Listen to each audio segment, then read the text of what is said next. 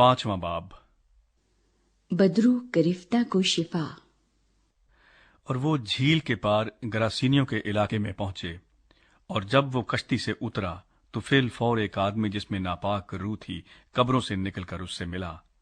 वो कब्रों में रहा करता था और अब कोई उसे जंजीरों से भी न बांध सकता था, क्योंकि वो बार बार बेड़ियों और जंजीरों से बांधा गया था। लेकिन उसने जंजीरों को तोड़ा और बेड़ियों को टुकड़े टुकड़े किया था, और कोई उसे काबू में न ला सकता था। और वो हमेशा रात दिन कब्रों और पहाड़ों में चिल्लाता और अपने तई पत्थरों से जख्मी करता था। वो यस्सु को दूर से देखकर दौड़ा और उसे सिजदा किया और बड़ी आवाज से चिल्लाकर कहा, अय यस्सु, खुदा ताला के फर्जंद, मुझे तुझसे क्या काम? तुझे खुदा की कसम देता हूं, मुझे अजाब में ना डाल। क्योंकि उसने उससे कहा था, अय नापाक रूह, इस आदमी में से निकला। फिर उसने उससे पूछा, तेरा नाम क्या है? उसने उससे कहा, मेरा नाम लश्कर है, क्योंकि हम बहुत हैं। फिर उसने उसकी बहुत मिन्नत की कि हमें इस इलाके से बाहर न भेज। और वहां पहाड़ पर सूअरों का एक बड़ा गौल चल रहा था। बस उन्होंने उसकी मिन्नत करके कहा कि हमको उन सूअरों में भेज दे, ताकि हम उनमें दाखिल हों। बस उसने उनको इजाजत दी, और नापाक रूहें निकलकर सूअरों में दाखिल हो गईं। और वो गौल, जो कोई 2000 का था, कड़ाड़े पर से झपटकर झील में जा पड़ा और झील में डूब मरा। और उनके चराने वालों ने भागकर शहर और देहात में खबर पहुंचाई। बस लोग ये माजरा देखने को निकलकर यस्सु के पास आए, और जिसमें बदरूहें यानी बदरूहों का लश्कर था, उसको बैठे और कपड़े पहने और होश में देखकर डर गए। और देखने वालों ने उसका हाल जिसमें बदरूहें थीं और सूअरों का माजरा उनसे बयान किया। वो उसकी मिन्नत करने लगे कि हमारी सरहद से चला जा। और जब वो कश्ती में दाखिल होने लगा तो जिसमें बदरूहें थीं, उसने उसकी मिन्नत की कि मैं तेरे साथ रहूं।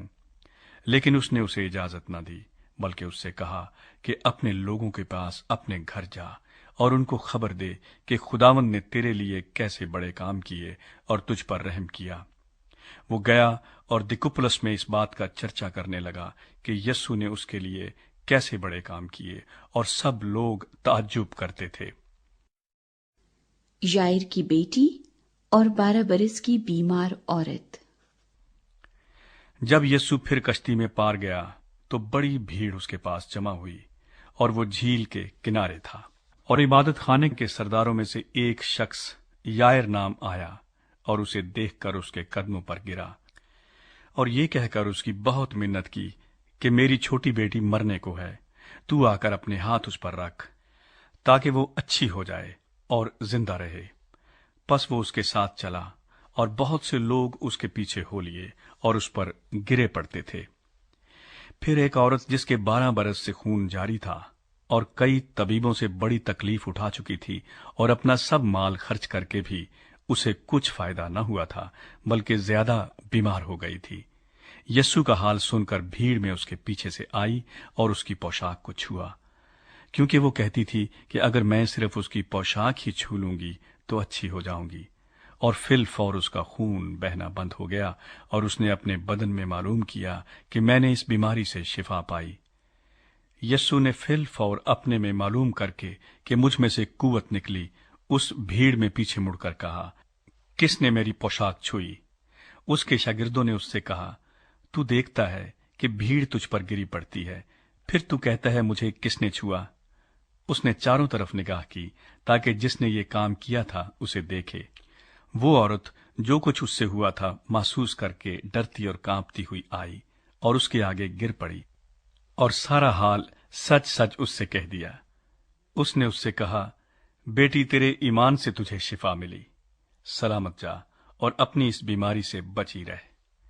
वो ये कह ही रहा था कि इबादत खाने के सरदार के हाथ से लोगों ने आकर कहा कि तेरी बेटी मर गई, अब उस्ताद को क्यों तकलीफ देता है? जो बात वो कह रहे थे उस पर यस्सु ने तवज्जो न करके इबादत खाने के सरदार से कहा, खौफ न कर, फकत एतकाद रख। फिर उसने पतरस और याकूब के भाई यूहन्ना के सिवा और किसी को अपने साथ चलने की इजाजत न दी। और वो इबादत खाने के सरदार के घर में आए, और उसने देखा कि हुल्लड़ हो रहा है और लोग बहुत रो पीट रहे हैं, और अंदर जाकर उनसे कहा, तुम क्यों हुल मचाते और रोते हो? लड़की मर नहीं गई बल्कि सोती है। वो उस पर हंसने लगे, लेकिन वो सबको निकाल कर लड़की के माँ बाप को और अपने साथियों को लेकर जहां लड़की पड़ी थी अंदर गया और लड़की का हाथ पकड़कर उससे कहा, तलीता कूमी, जिसका तर्जमा है, अय लड़की मैं तुझसे कहता हूं उठ। वो लड़की फिल फौर उठकर चलने फिरने लगी, क्योंकि वो 12 बरस की थी। इस पर लोग बहुत ही हैरान हुए। फिर उसने उनको ताकीद से हुक्म दिया कि ये कोई न जाने और फरमाया कि लड़की को कुछ खाने को दिया जाए।